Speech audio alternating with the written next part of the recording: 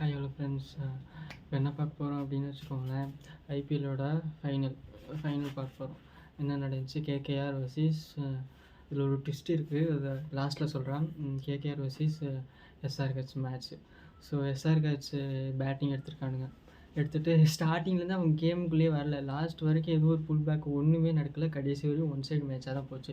இப்படி ஒரு ஃபைனலை என்னது 18 வருஷமாக நம்ம என்ன பார்த்துருக்கோம், 17 வருஷமாக நம்ம ஐபிஎல் பார்த்துருக்கோம். இவ்வளோ கேவலமான ஃபைனல் நம்ம பார்த்ததே கிடையாது. அந்தளவுக்கு ஒன் சைடு மேட்சாக போச்சு.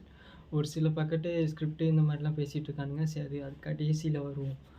ஸோ என்னென்னா, இவங்க ஹார்ட் ஹிட்டர் என்னென்னா பேட்டிங் செம்மையாக பண்ணுறானுங்க.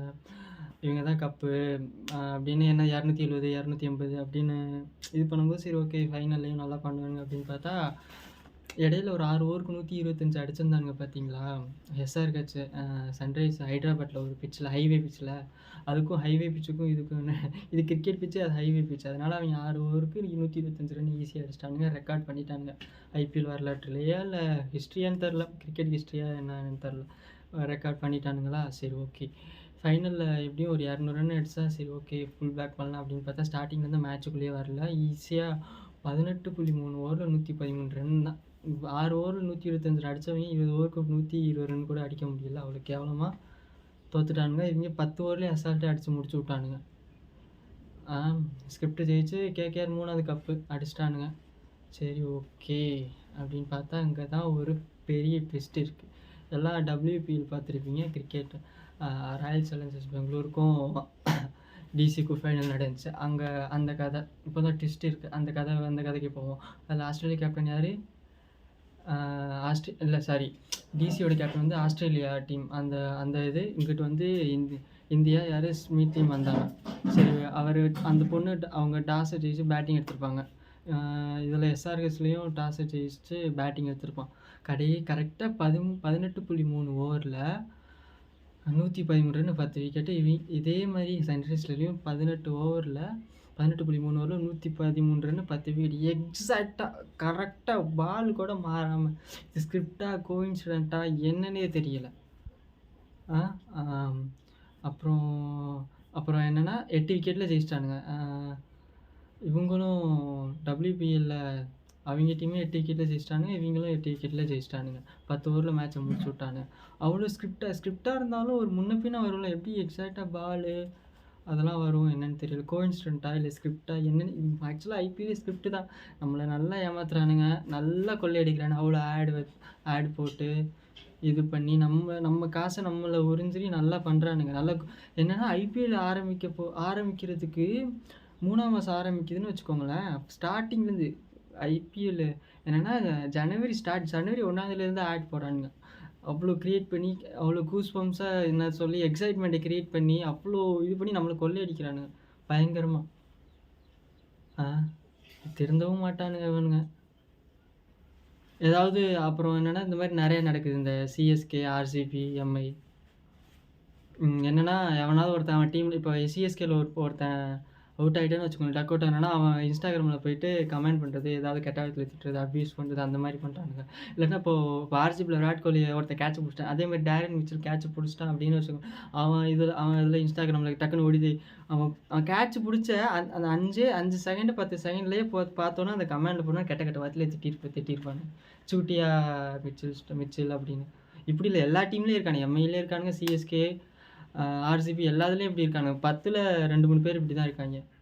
இவங்க பண்ணுறதுனால ஆர்சிபி மேலே அந்த சரி இவங்க கப் அடிச்சுட்டு போகட்டும் அப்படின்னு நினச்சாலும், இவங்க பண்ணுறதுல இவங்கெல்லாம் கப் அடிக்கலாமா, இவங்க கப் அடிக்காமல் இந்த ஆட்டம் ஆடுறாங்க, இவங்கெல்லாம் கப் அடிச்சுட்டா எப்படி ஆட்டுவாங்க அப்படின்ற மாதிரி பண்ணுறானுங்க. என்ன பண்ணுறது என்னென்னு அடிச்சுட்டு சாகுறானுங்க. முன்னாடினாலும் எப்படி சொல்கிறது, ஒரு அளவுக்கு இருந்துச்சு. ஆனால் இந்த வருஷம் ரொம்ப பயங்கரமாக அப்யூஸ்மெண்ட் நடக்குது. ஏதாவது ஒரு சின்ன இதனால போட்டு பண்ணிவிட்டார். ரொம்ப கேவலமாக இருந்துச்சு இந்த ஐபிஎல். அப்புறம் ஹர்திக் பாண்டியா பண்ண தப்பு தான், இல்லைன்னு இல்லை. இப்போ டீமில் கோஆர்டினேஷனும் இல்லைன்னா எவ்வளோ பெரிய டீம் எம்ஐ போட்டு ஹர்திக் பாண்டியா இதில் பார்த்தோம்னா அவன் கெட்ட வார்த்தையில் அவங்ககிட்ட திட்டி வச்சுருப்பானுங்க. ரெஸ்பெக்ட் பட்டன் அந்த மாதிரி பட்டன் அந்த இதெல்லாம் போட்டு. அப்புறம் எம்ஐயில் இப்போ ஃபாலோவர்ஸ் அந்த இதெல்லாம் அன்ஃபாலோ ஆச்சு. ஷோ யாரா நீங்கள் கேமாக பாருங்கள், ஜஸ்ட் என்டர்டெயின்மெண்ட் அவ்வளோதான். அது அப்படியே நாடி நரம்பு உள்ளுக்குள்ளேலாம் அப்படியே இழுத்துட்டு போகிறானுங்க. நமக்கு இருக்கிற 1008 பிரச்சனைக்கு இதெல்லாம் தேவையா? ஷோ!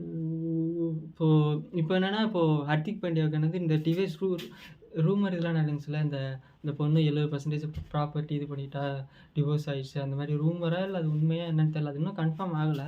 இப்போ போயிட்டு அவன் அவன் போடுற போஸ்ட்டுக்குலாம் ரெஸ்பெக்ட் பட்டன், என்னது நீங்க நல்லா இருக்கணும், ஸ்டே ஸ்ட்ராங் அப்படி இப்போ நல்ல விதமா போடுறானுங்க. இல்ல எனக்கு புரியல. இவிங்க இவிங்க இவிங்க தோணுச்சுனா ட்ரோல் பண்ணுவானுங்க.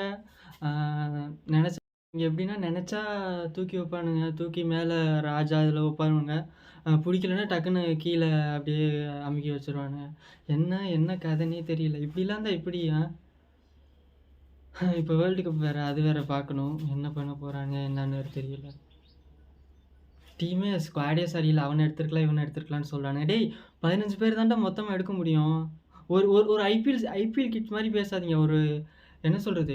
ம் ஆ இப்போ ஒரு ஒரு 2, 3 மேட்ச வச்சு பெர்ஃபார்ம் பண்ணிட்டு, இப்போ நான் இந்தியன் டீம்ல ஏன்டா வேர்ல்டு கப்ல வேணா இந்தியன் டீம்ல எடுப்பானுங்களாடா? ஆ சொல்லுங்க. ஒரு ஒரு சீசன வச்சுட்டு. உடனே பராக் எடுக்கலங்கிறானுங்க, அபிஷேக் சர்மால எடுக்கலங்கிறானுங்க. ஏன்டா இப்ப தான் கிரிக்கெட் இப்ப தான் பார்க்குறீங்களாடா? இந்த சீசன் தான் பார்க்குறீங்களா? ஒரு சீசன்ல வச்சுலாம் ஒண்ணும் இது பண்ண மாட்டானுங்க. ஏன்டா சஞ்சு சாம்சன் 10, 15 வருஷமா ஐபிஎல் விளையாடிருக்கு. அவனே இப்ப தான் எடுத்து வச்சிருக்கானுங்க. அது பெர்ஃபார்ம் பண்ணனால எடுத்து வச்சிருக்கானுங்க.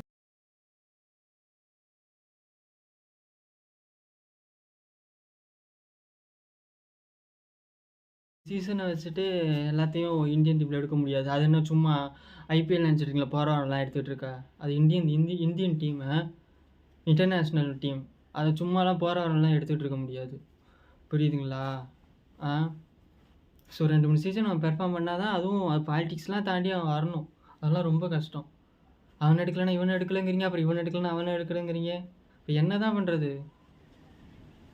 சரி பார்க்கலாம் என்ன பண்ண ஆமா ஹர்ஷீப் சிங் பதிலா வேற யாராவது நடராஜன், சந்தீப் சர்மா அந்த மாரி எடுத்துருக்கலாம். அப்புறம் ருத்ராஜ் கைக்வாட் ஆமா கில்லுக்கு பதிலா எடுத்துருக்கலாம். பார்க்கலாம் என்ன அப்படின்ட்டு. ஆமா நல்லா பெர்ஃபார்ம் பண்ண இந்தியன் டீம்ல நல்லா பெர்ஃபார்ம் பண்ண ரிங்கு சிங்கே இன்னும் ரிசர்வ்ல தான் போட்டு வச்சிருக்கானுங்க. அவன எப்படி எடுப்பானுங்க?